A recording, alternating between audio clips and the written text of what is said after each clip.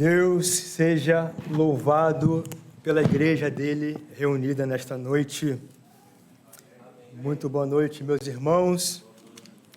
Que Deus seja louvado por este culto, pelas reuniões da parte da manhã. A Ele toda a honra e toda a glória. Eu saúdo os nossos visitantes, aqueles que estão aqui pela primeira vez, aqueles que têm visitado a nossa igreja. É uma honra poder recebê-los. E também eu saúdo aqueles que nos acompanham pelo canal do YouTube. Que o Senhor edifique a sua vida, que o Senhor o abençoe. Vamos abrir a palavra de Deus na carta de Paulo a Tito, no capítulo 2, versículo 1.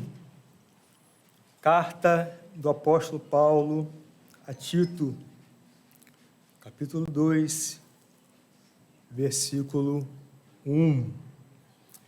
Eu vou ler apenas esse versículo, mas ao longo da mensagem eu vou transitar bastante sobre esta carta. É uma carta riquíssima e vamos olhar bastante para ela nesta noite. Hoje pela manhã nós ouvimos a mensagem Igreja é a coluna e baluarte da verdade.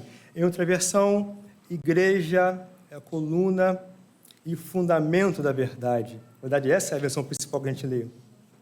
E a igreja luta e defende a palavra. E agora à noite, veremos os frutos da sã doutrina na vida da igreja. Esse é o título da nossa mensagem, os frutos da sã doutrina na vida da igreja. Vamos ler a palavra. Tito 2, verso 1. Mas você ensine o que está de acordo com a sã doutrina. Oremos ao Senhor, meus irmãos. Pai bendito, edifica a tua igreja com a tua palavra. Abençoe o teu povo, Senhor, nesta noite. Molda os nossos caráter, o nosso caráter segundo o caráter de Cristo, para que sejamos mais parecidos com Ele, e assim glorifique o Teu nome através do nosso testemunho. Nós te agradecemos por tudo, em nome de Jesus. Amém. Amém. Qual é a importância da palavra de Deus, do Evangelho na sua vida, meu irmão? Qual é a importância da palavra de Deus, do Evangelho na vida da sua igreja? Ela, de fato, é lâmpada para os nossos pés e luz para os nossos caminhos. Ela é a nossa regra de fé e prática. A carta de Paulo a Tito faz parte das cartas pastorais, das cartas que, juntamente com 1 Timóteo e 2 Timóteo, são cartas a pastores e com objetivos de orientar a Tito e a Timóteo quanto ao procedimento deles na igreja de Cristo. E ao longo dessa carta, essas perguntas ficam muito evidentes na preocupação do apóstolo Paulo com a sã doutrina. E a carta de Paulo a Tito, ele escreve para que Tito tenha algumas posturas dentro da igreja.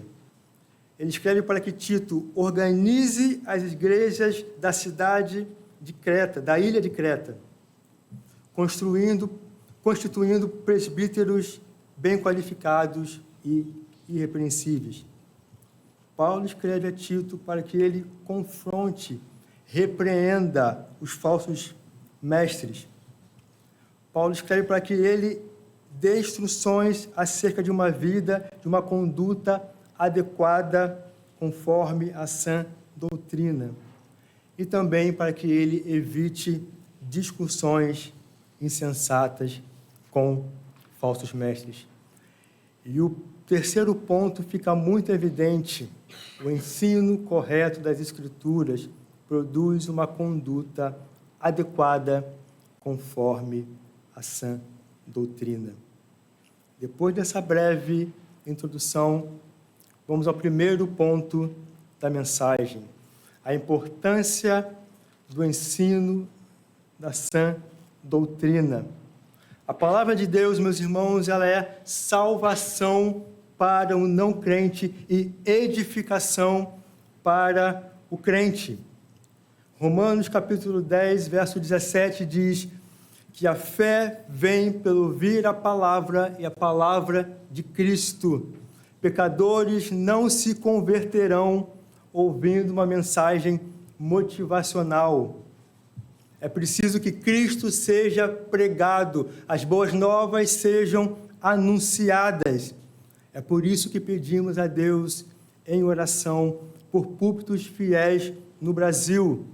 Igrejas que tenham comprometimento, que sejam comprometidas com a pregação fiel das Escrituras, sem adulteração. E um dos requisitos aqui nessa carta para bispos, presbíteros, é que eles sejam apegados à palavra fiel. Eles precisam estar de acordo com a doutrina para que possam exortar pelo reto caminho e convencer os que contradizem o ensino da palavra. A única coisa que alimenta a Igreja de Cristo, meus irmãos, é o Evangelho. Tenha isso muito claro na sua mente. A única coisa que pode alimentar a Igreja de Cristo é o Evangelho. E quando nós, membros, servimos uns aos outros no discipulado, no aconselhamento, esse serviço também precisa ser fundamentado nas Escrituras. Nós não trazemos para a igreja uma dinâmica motivacional que aprendemos no ambiente empresarial, para tornar a igreja mais unida, para que os membros tenham mais empatia. Não aplicamos aqui nenhuma fórmula para encher a igreja de jovens. Não colocamos aqui luzes sobre uma fumaça aqui, não, definitivamente não. Nós ensinamos a palavra de Deus, apontando Cristo, o nosso perfeito modelo de serviço ao próximo. E o objetivo é sempre formar Cristo no outro. O objetivo do aconselhamento bíblico, do discipulado, não é fazer com que o irmão se pareça mais contigo. Não, é que o irmão se pareça mais com Cristo. O apóstolo Paulo, na sua carta aos Gálatas, no capítulo 4, versículo 19, diz: meus filhos, por quem de novo estou sofrendo as dores de parto, até que Cristo seja formado em vocês. Cristo só é formado em nós com a pregação do Evangelho. Nas igrejas da Galácia surgiu um falso ensino, um falso evangelho que ensinava que os cristãos gentios necessitavam da circuncisão para serem salvos. Isso é Cristo mais alguma coisa. É um evangelho adulterado. Quando nós acrescentamos alguma coisa ao evangelho, nós estamos dizendo que ele não é suficiente. E aqui em Tito, nas igrejas da ilha de Creta, não é diferente. A igreja não é diferente. As igrejas também estavam lidando com falsos mestres. Existem muitos, os da circuncisão, que são insubordinados, falam coisas sem sentido, enganam os outros, andam pervertendo casas inteiras, ensinando o que não devem.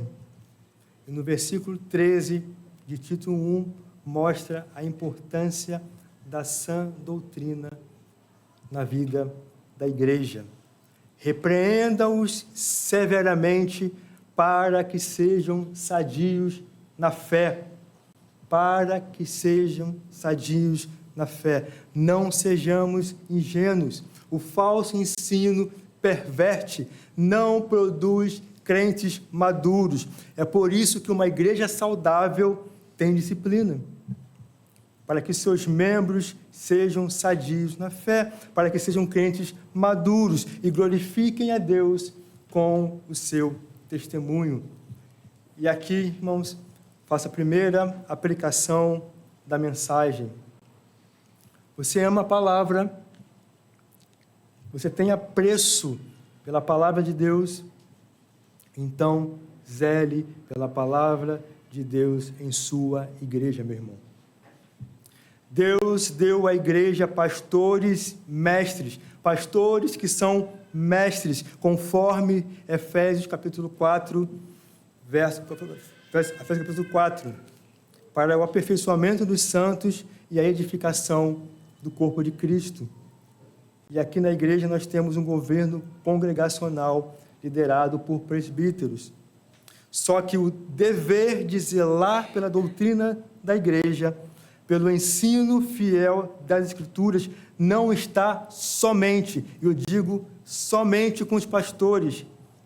Todos os membros possuem o dever de zelar pelo ensino fiel da palavra de Deus. Não deixe, meu irmão, somente nas costas dos seus pastores. Zele pela palavra, pelo ensino, meu irmão. Esse faz parte da nossa atribuição também como membros.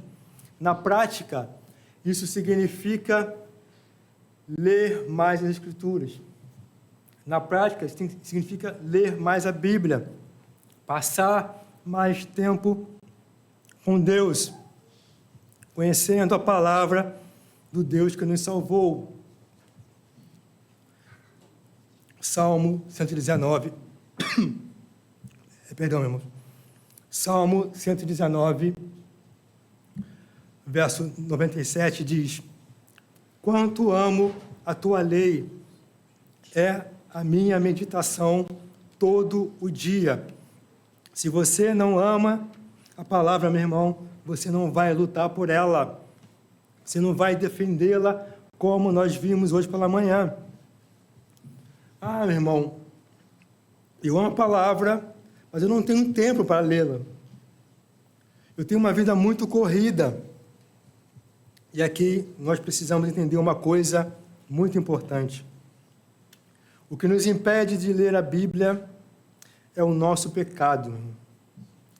É o que é o nosso maior inimigo. Todas as vezes que você for ler a Bíblia, em qualquer hora do dia, você terá resistência do seu pecado. Ele habita em você e é por isso que precisamos mortificá-lo. O problema não é o trabalho fora. O problema não é o trabalho de casa. Não são os filhos. Não é o tempo que você passa com a sua esposa. Não é o tempo que você passa com o seu marido. Não é o tempo que você se dedica à sua família, aos seus filhos. O problema é o nosso pecado, que nos faz desprezar a palavra de Deus, nos faz desprezar as Escrituras. Muito obrigado, meu irmão. Segundo ponto da mensagem aqui. A sã doutrina, ela conduz o crente a um testemunho correto. Vamos voltar ao texto principal da mensagem, Tito 2:1. Mas você ensine o que está de acordo com a sã doutrina. Nós estamos aprendendo a observar algumas palavras no texto bíblico que nos ajudam a compreender melhor o texto, as passagens. Por exemplo, no estudo bíblico de terça-feira passada, aqueles que estiveram aqui viram o versículo 25 de Efésios capítulo 4, a expressão "por isso", que indica uma consequência daquilo que foi dito. E o que foi dito antes de Efésios capítulo 4, verso 25? O contexto diz que nós temos uma nova natureza em Cristo, criada segundo Deus. Por isso, deixando a mentira, que cada um fale a verdade com o seu próximo, porque somos membros do mesmo corpo. E aqui em Tito 2:1, a palavra "mais" está fazendo uma oposição, um contraste de ideias e atitudes. Acompanhe a leitura do verso 10, verso 10 do capítulo 1, até o versículo 10 do capítulo 2. Porque existem muitos, especialmente os da circuncisão, que são insubordinados, falam coisas sem sentido e enganam os outros. É preciso fazer com que se calem, porque andam pervertendo casas inteiras, ensinando o que não devem, movidos por vergonhosa ganância. Foi um dos cretenses, um próprio profeta deles, que disse: os cretenses são sempre mentirosos, feras terríveis, comilhões preguiçosos. Este testemunho é verdadeiro, portanto, repreenda-os severamente para que sejam sadios na fé. E não se ocupem com fábulas judaicas, nem com mandamentos de gente que se desvia da verdade. Todas as coisas são puras para os puros, mas para os impuros e descrentes nada é puro, porque tanto a mente como a consciência deles estão corrompidas. Afirmam que conhecem a Deus, mas o negam por meio do que fazem. É por isso que são abomináveis, desobedientes, reprovados para qualquer boa obra. Capítulo 2, verso 1. Mas você ensine o que está de acordo com a sã doutrina. Quanto aos homens idosos, que sejam moderados, respeitáveis, sensatos, sadios na fé, no amor e na perseverança. Do mesmo modo, quanto às mulheres idosas, que tenham conduta reverente, não sejam caluniadoras, nem escravizadas a muito vinho, que sejam mestras do bem, a fim de instruírem as jovens recém-casadas a amar o marido e os filhos, a serem sensatas, puras, boas donas de casa, bondosas, sujeitas ao marido, para que a palavra de Deus não seja difamada. Do mesmo modo quanto aos mais jovens, exorte-os para que em todas as coisas sejam moderados. Seja você mesmo um exemplo de boas obras no ensino, mostre integridade, reverência, linguagem sadia e irrepreensível, para que o adversário seja envergonhado, não tendo nada de mal a dizer a nosso respeito. Quanto aos servos, que sejam em tudo obedientes ao seu Senhor, dando-lhe motivo de satisfação, que não sejam respondões, nem furtem, mas deem prova de toda a fidelidade, a fim de que em todas as coisas manifestem a beleza da doutrina do nosso Salvador. Perceberam aqui o contraste de ideias, o contraste de oposição, os ensinos e as atitudes dos falsos mestres que ensinam o que não devem, com as instruções que o apóstolo estava dando a Tito para a sua vida ministerial e o ensino da sã doutrina na igreja. Se, por um lado, o ensino do falso mestre perverte casas inteiras, do outro, nós temos a sã doutrina que produz testemunhos que glorificam a Cristo. Versículo 2, nós lemos que sejam moderados, respeitáveis, sensatos, sadios na fé. Versículo 3, nós lemos que as mulheres tenham conduta reverente, mestras do bem, que instruem as jovens recém-casadas a amar o marido e filhos, sejam sensatas, puras, boas donas de casa, bondosas, sujeitas ao marido. Irmãos, o ensino correto das Escrituras produz uma vida de bom testemunho. A prática da doutrina e a vida caminham juntas. A nossa vida precisa estar em conformidade com as Escrituras. Como você se relaciona com a sua esposa? Como você se relaciona com o seu marido? Como vocês, pais, educam seus filhos? Como nós, cristãos, nos relacionamos com o não crente? Os nossos relacionamentos precisam estar fundamentados na palavra de Deus. E a palavra deve determinar o que falamos e como falamos, bem como as nossas atitudes. O bom testemunho do cristão é fruto do ensino correto das Escrituras. Isso fica muito claro nas cartas de Paulo. E aqui eu vou citar apenas duas. Romanos, após revelar as doutrinas da graça, eleição, predestinação, justificação pela fé, soberania de Deus, Paulo vai dizer no capítulo 12, versos 1 e 2, o seguinte: portanto, irmãos, pelas misericórdias de Deus, peço que ofereçam o seu corpo como sacrifício vivo, santo e agradável a Deus. Este é o culto racional de vocês. E não vivam conforme os padrões desse mundo, mas deixem que Deus os transforme pela renovação da mente, para que possam experimentar qual seja a boa, agradável e perfeita vontade de Deus. Cito também a carta de Paulo aos Coríntios. Para cada problema que Paulo se depara, o apóstolo apresenta o Evangelho como solução. Seja no casamento, divisões na igreja, idolatria, problemas de ordem de culto, imoralidade sexual, a solução é sempre o Evangelho.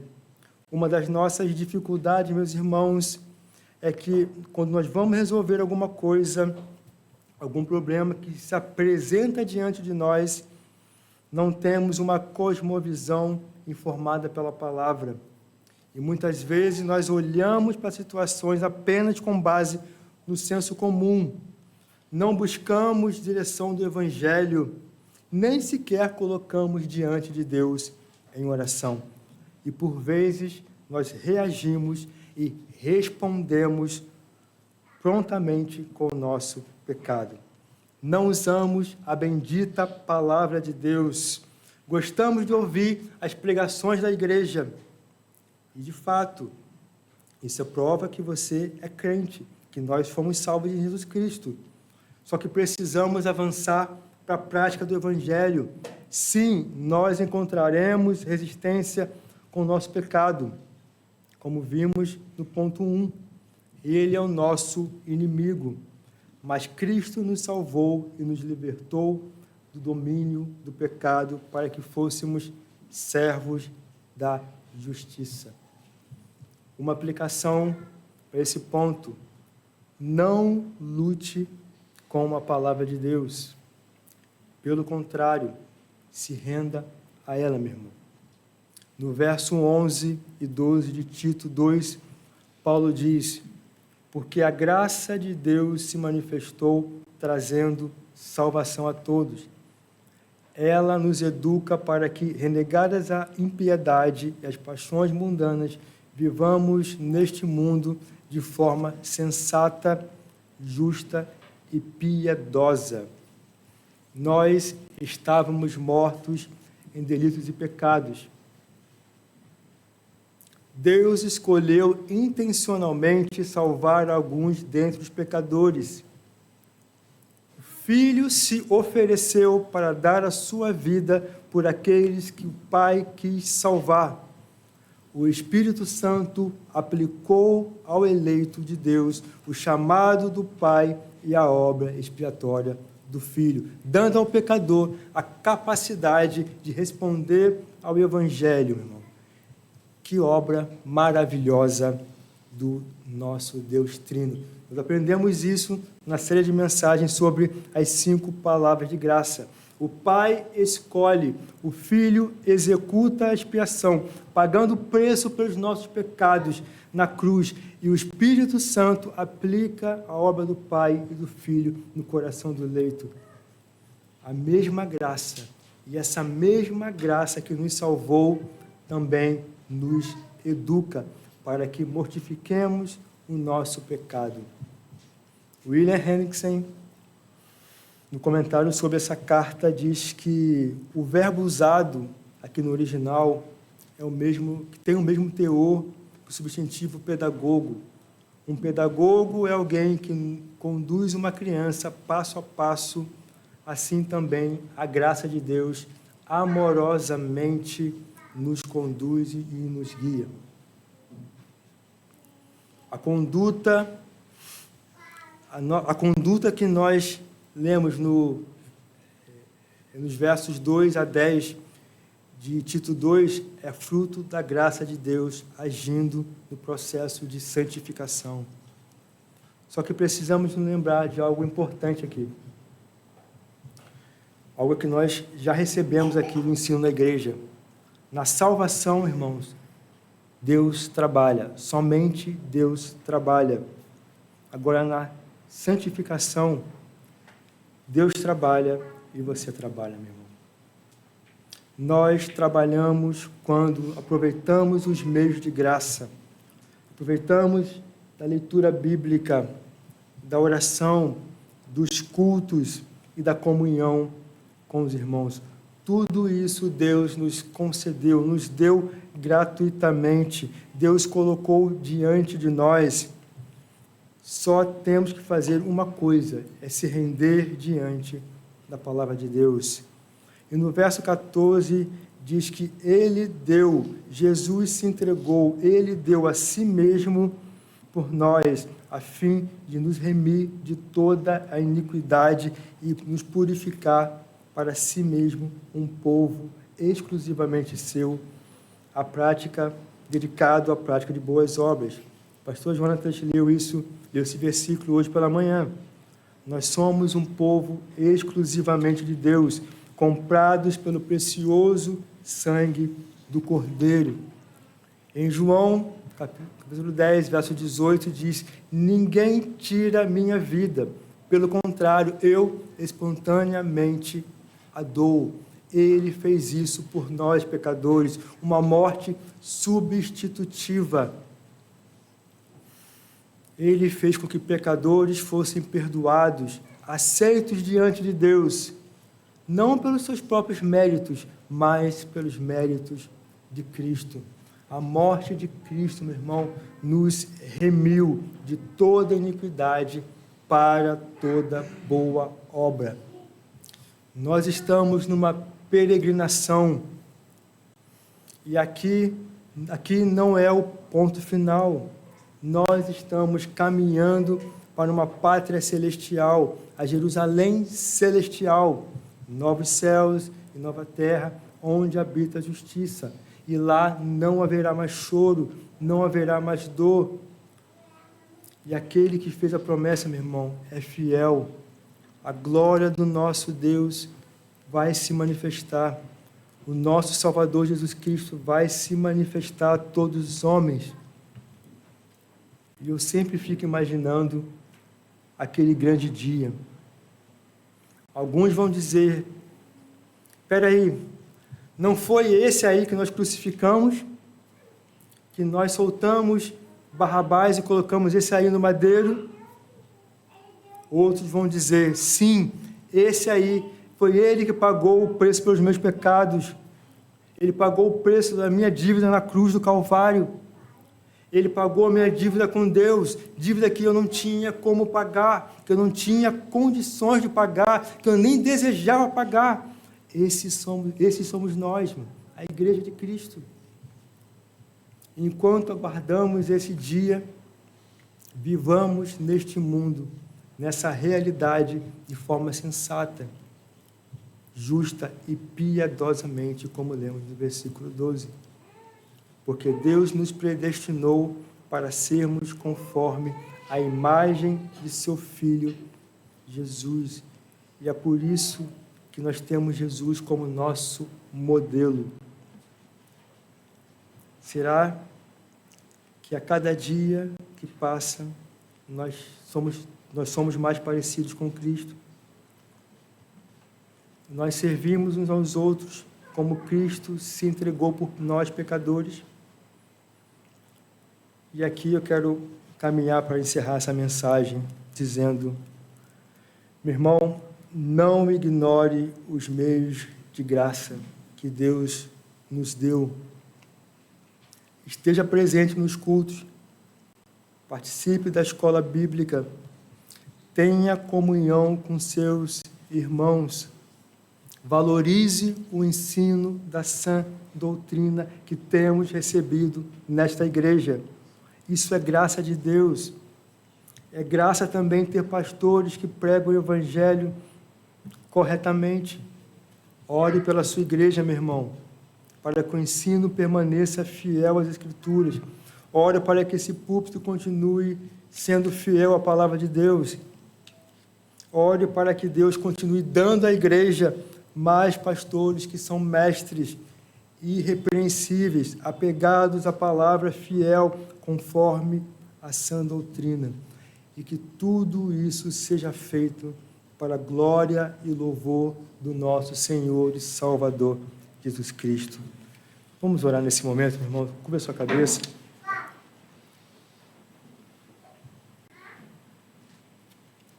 Obrigado, Senhor, pela Tua palavra, Pai. Ela é útil para o ensino, para a repreensão, para a correção e para a instrução na justiça. Nos ajude a mortificar o nosso pecado diariamente, Senhor, vivendo de modo digno do Teu Evangelho, e que o Teu povo, Pai, se renda à Tua palavra, e que cresçamos no conhecimento da Tua graça, da graça de Cristo Jesus. É assim que oramos no nome dEle, que vive e reina para todo sempre, Senhor. Amém, Pai.